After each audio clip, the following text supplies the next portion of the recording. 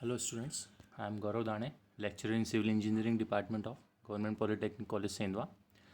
आज मैं आपके साथ में वैल्यूएशन एंड रेंट फिक्सेशन की यूनिट का पार्ट 3 लेक्चर शेयर करने जा रहा हूँ।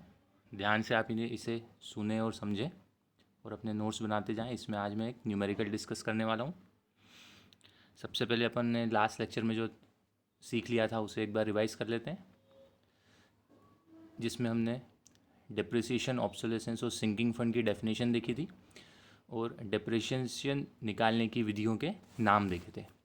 आज हमें उनमें से एक बहुत इम्पॉर्टेंट विधि जो है उसको सीखना है और उसके न्यूमेरिकल्स भी देखना है। इस लेक्चर के लर्निंग आउटकम्स सिर्फ एक मेथड पढ़नी है आज अपने को और उसका न्यूमेरिकल देखना है। Calculate depreciation using straight line method. Straight line विधि से डेप्रिसिएशन कैसे ज्ञात किया जाता है वो सीखेंगे हम आज इस लेक्चर में। चलिए, सबसे पहले स्ट्रेट लाइन मेथड क्या होती है हम उसे देख लेते हैं।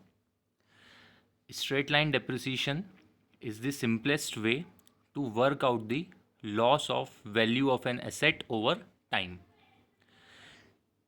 कोई भी संपत्ति आपने खरीदी, वो संपत्ति आपकी कोई बिल्डिंग, कोई मशीन, कुछ भी हो सकती है।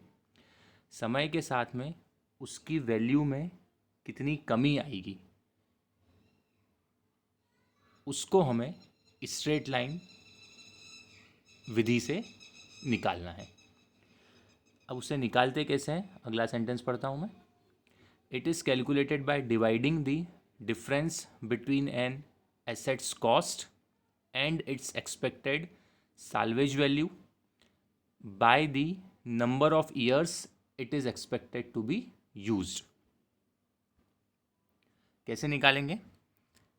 उस संपत्ति की जो भी परचेस कॉस्ट है, जितने में भी आपने उसे ख़रीदा, ये लिखा है मैंने यहाँ पे एसेट कॉस्ट, जितने में भी आपने उसको ख़रीदा माइनस करना है उसमें से हमको उसकी साल्वेज वैल्यू। साल्वेज वैल्यू क्या होती है मैंने आपको फर्स्ट लेक्चर में बताया हुआ था। साल्वेज वैल्यू क्या होती है? किसी भी संपत्ति की यूज़फुल लाइफ ख़त्म होने के बाद उसको जब बेचा जाएगा मार्केट में तो जितने रुपए हमें मिलेंगे वो होती है उसकी साल्वेज वैल्यू। तो वो वैल्यू और जितने में आपने ख़रीदा है उन दोनों को माइनस करना है और फिर डिवाइड कैसे करना है? नंबर ऑफ ईयर्स से। वो पर्टिकुलर संपत्ति की यूज़फुल लाइफ जितनी भी होगी उससे हमें डिवाइड करना है। फॉर्मूला लिखा है मैंने इसका अगली स्लाइड में। पहले इसका मैं आपको एक ग्राफ बता देता हूँ। Straight line depreciation Y axis पे मैंने रखा है value of asset in rupees या इन डॉलर हो सकता है, जो भी यूनिट है। एक्स एक्सिस पे मैंने रखा है नंबर ऑफ पीरियड्स या नंबर ऑफ डेज भी हो सकता है, ये नंबर ऑफ वीक्स भी हो सकता है, नंबर ऑफ ईयर्स भी हो सकता है। तो जैसे जैसे ध्यान से देखें, यहाँ से ये ग्राफ स्टार्ट हुआ है, येलो पेन को देखते जाएं। जैसे जैसे समय बढ़ रहा है वैसे वैसे किसी भी संपत्ति की वैल्यू गिर रही है। जैसे जैसे समय बढ़ रहा है वैसे वैसे संपत्ति की वैल्यू गिर रही है। इसीलिए इसको बोला गया है स्ट्रेट लाइन डेप्रिसिएशन। ये स्ट्रेट लाइन बन रही है, ग्राफ को ध्यान से देखें, इसीलिए इस विधि को बोला गया स्ट्रेट लाइन डेप्रिसिएशन। आगे बढ़ते हैं। अब इसका फॉर्मूला निकालना कैसे है? तो स्ट्रेट लाइन डिप्रिसिएशन का formula, straight line depreciation formula for an asset, किसी भी संपत्ति का अगर आपको स्ट्रेट लाइन विधि से डिप्रिसिएशन निकालना हो तो उसका सूत्र है एनुअल डिप्रिसिएशन एक्सपेंस। सालाना डिप्रिसिएशन होने वाला, एक्सपेंस मतलब खर्च कितना हो रहा है, सालाना, कॉस्ट ऑफ द एसेट कितने में खरीदा minus salvage value whole divided by useful life of the asset. कितने में खरीदा माइनस साल्वेज वैल्यू कितनी है जब वो मशीन की उम्र हो जाएगी या उस एसेट की उम्र हो जाएगी, डिवाइडेड बाय उसकी यूजफुल लाइफ। तो इससे आपका निकलेगा सालाना कितना डेप्रीशिएट हो रहा है वो पर्टिकुलर एसेट आपका। जहाँ पे कॉस्ट ऑफ द एसेट क्या है, is the purchase of the purchase price of the asset. Cost of the asset क्या रखेंगे इस फॉर्मूले में? वो मशीन आपने जितने में भी खरीदी। साल्वेज वैल्यू क्या है? Salvage value is the value of the asset. Second point ध्यान से देखें, eight the end of its useful life, उसकी कीमत कितनी बची है, डिनोमिनेटर में जो यूज़फुल लाइफ है उसको क्या बोलेंगे, तीसरा पॉइंट पढ़ रहा हूँ, useful life of the asset represents the number of periods और years in which the asset is expected to be use by the company. मान लीजिए कोई कंपनी ने कोई मशीन खरीदी है, उनके लिए वो संपत्ति है, तो यूज़फुल लाइफ क्या होगी उसकी, कितने साल या कितने महीने, नंबर ऑफ पीरियड्स, ईयर्स, दिन, महीने कुछ भी हो सकते हैं, जिसमें उस पर्टिकुलर संपत्ति को वो कंपनी उपयोग में लाने वाली है। तो ये आपका सूत्र हो गया, इसे अच्छे से याद कर लें, लिख लें अपने नोट्स में अच्छे से।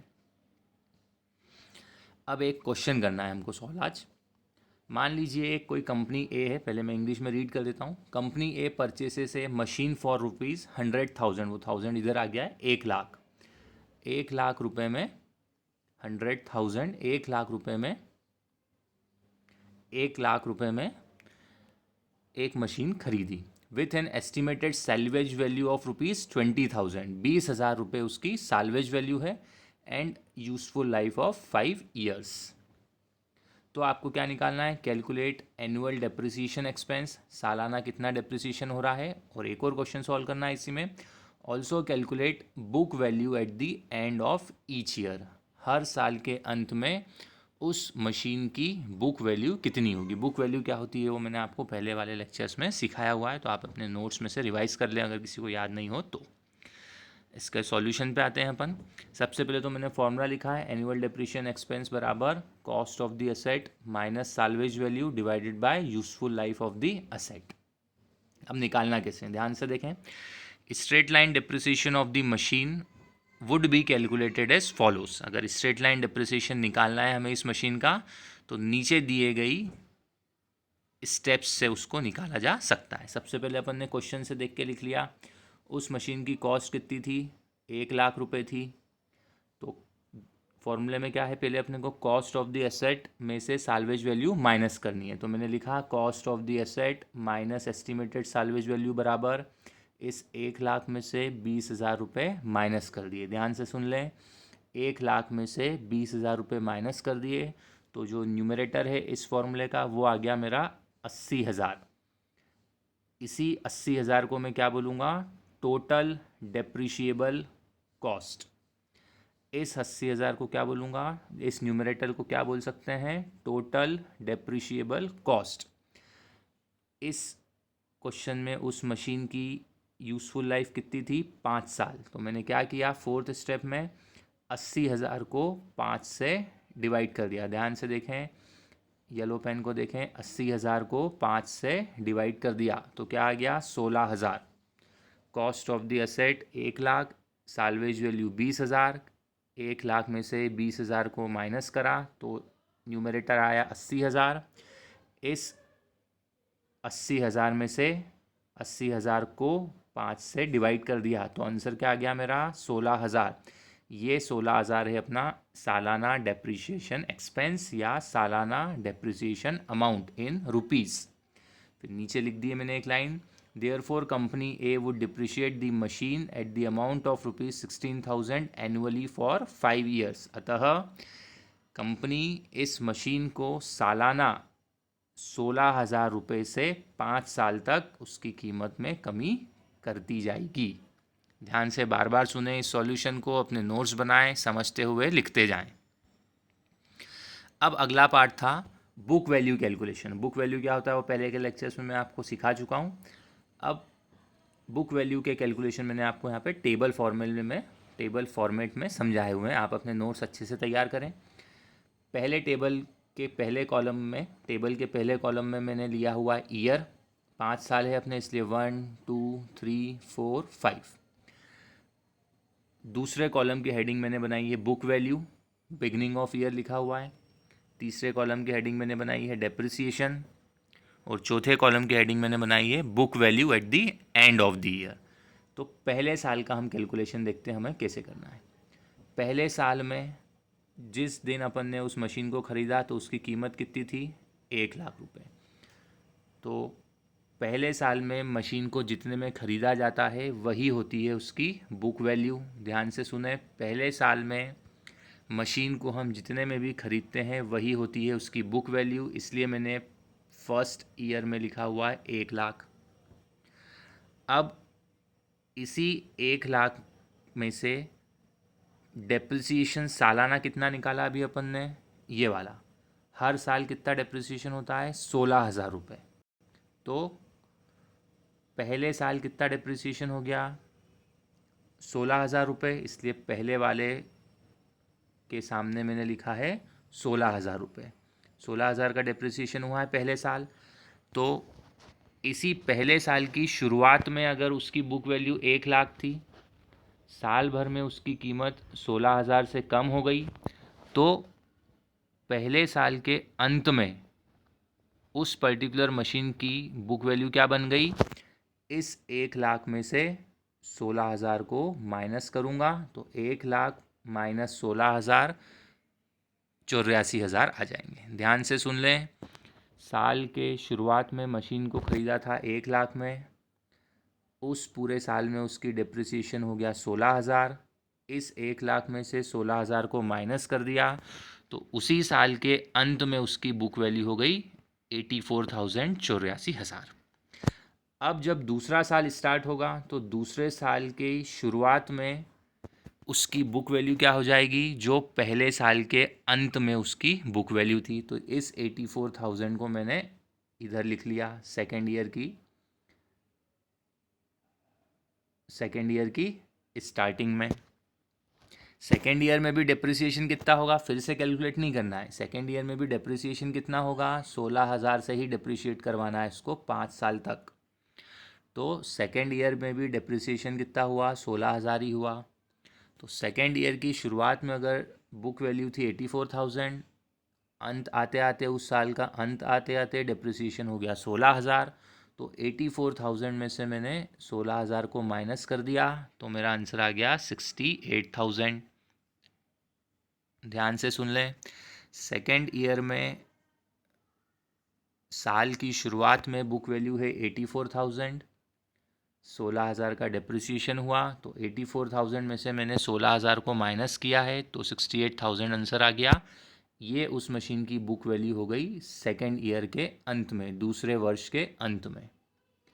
तीसरे ईयर फिर से क्या होगा, जो सेकेंड ईयर के अंत में उसकी बुक वैल्यू थी 68,000, वो थर्ड ईयर के स्टार्टिंग में उसकी बुक वैल्यू हो जाएगी।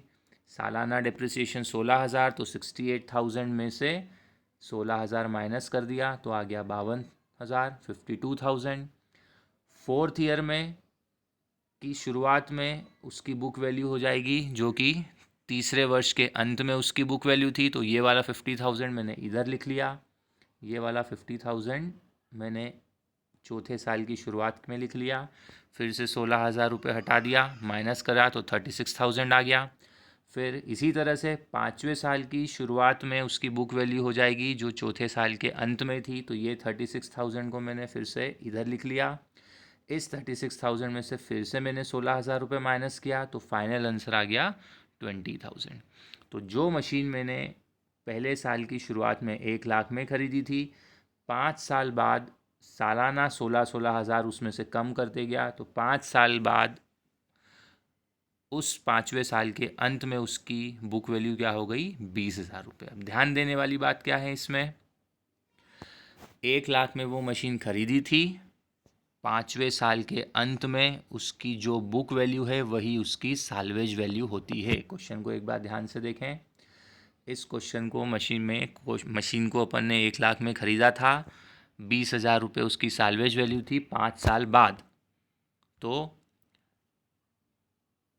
इधर देखें, 1 लाख में ख़रीदा था पहले साल में, जो उसकी बुक वैल्यू थी, पाँचवें साल के अंत में मशीन की जो बुक वैल्यू होती है वही उसकी साल्वेज वैल्यू होती है। 20,000 क्वेश्चन में भी है, 20,000 बुक वैल्यू अपन ने जो भी कैलकुलेट करके निकाली वो भी आंसर मैच कर गया, इसलिए मैंने लिखा हुआ है। इसको नोट करें, ध्यान से देखें। The book value of the machine at the end of year 5, पाँचवें साल के अंत में, is the same as that of salvage value. पाँचवें साल के अंत में उस मशीन की जो बुक वैल्यू है वही उसकी साल्वेज वैल्यू भी होती है। साल्वेज वैल्यू की एक और डेफिनेशन हो गई, 20,000 रुपये। Over the useful life of an asset, the value of an asset should depreciate to its salvage value. किसी भी संपत्ति की यूजफुल लाइफ के दौरान उस असेट की वैल्यू उसकी साल्वेज वैल्यू तक डिप्रिशिएट होनी चाहिए। ये एक रीजनिंग है, ऐसा होता है, ऐसा समझना पड़ेगा आपको। तो ध्यान रखें, पहले साल की शुरुआत में जो मशीन 1 लाख में ख़रीदी थी, 5वें साल के अंत में उसकी जो बुक वैल्यू होती है 20,000 रुपये, वही उसकी साल्वेज वैल्यू भी होती है, जो कि क्वेश्चन में भी दी हुई थी। बार बार इसको देखें, सुने, समझें, बहुत ज़्यादा इम्पोर्टेंट चीज़ है ये, और एग्ज़ाम में भी आती है। चलिए, तो अब इसका असाइनमेंट देख लीजिए क्या करना है आज। Explain in detail straight line method of calculating depreciation, also right it's formula. Depreciation निकालने की स्ट्रेट लाइन विधि को डिटेल में समझाएं, उसका सूत्र भी लिखें, बुक से पढ़ें, मैंने जो पढ़ाया है वो भी पढ़ें, बार बार देख के, थोड़ा सा बुक से ज़रूर पढ़ें, फिर अपने नोट्स बनाएं, सिर्फ लेक्चर को देख के पॉज कर करके ना लिखें। दूसरा एक न्यूमेरिकल सॉल्व करना है आपको, मैं पढ़ देता हूँ। Company A purchases a machine for ₹50,000 with an estimated salvage value of ₹10,000 and a useful life of 10 years. Calculate annual depreciation expense. Also calculate book value at the end of each year. Machine को ख़रीदा था 50,000 में, salvage value हो गई है 10,000, 10 साल उसका useful life है। कैलकुलेट करना है आपको सालाना डेप्रिसिएशन एक्सपेंस और बुक वैल्यू हर साल के अंत में, जैसा न्यूमेरिकल मैंने समझाया है वैसा ही करना है। तीसरा न्यूमेरिकल ध्यान दें, if the annual depreciation expense of a machine is 5,000, ध्यान दें एनुअल डेप्रिसिएशन एक्सपेंस दिया है मैंने 5,000, उसकी एस्टिमेटेड साल्वेज वैल्यू है 10,000, उस मशीन की यूज़फुल लाइफ है 4 years, 4 साल। तो आपको निकालना है purchase cost of a machine. Formula बता देता हूँ एक बार। इस बार मैंने एनुअल डिप्रिशिएशन एक्सपेंस दे दिया है, साल्वेज वैल्यू भी दे दी है, useful life of the asset भी दे दी है, और निकालना है आपको कॉस्ट ऑफ द एसेट तीसरे न्यूमेरिकल के लिए, ध्यान रखें। तो ये 2 न्यूमेरिकल हैं और एक थ्योरी का क्वेश्चन है, इसे जल्द से जल्द अच्छे से कंप्लीट करके सबमिट करें। इसके आगे फिर अपन अगले लेक्चर में देखेंगे। सभी लोग यूट्यूब पे जाके इस लेक्चर को मैं अपलोड कर दूंगा, उसको लाइक, शेयर, कमेंट, सब्सक्राइब ज़रूर करें जिसने अभी तक नहीं किया हो, ताकि ज़्यादा से ज़्यादा जो स्टूडेंट्स हैं इस कोविड-19 के कारण जिनकी क्लासेस नहीं लग पा रही हैं, वो इस वीडियो लेक्चर सीरीज़ के थ्रू घर बैठ के अपनी पढ़ाई कर सकें। आपके दोस्तों के साथ भी शेयर करें, दूसरे कॉलेजेस जो भी आपके दोस्त हैं उनके साथ भी शेयर करें। चलिए, तो नेक्स्ट लेक्चर में मिलेंगे। Thank you.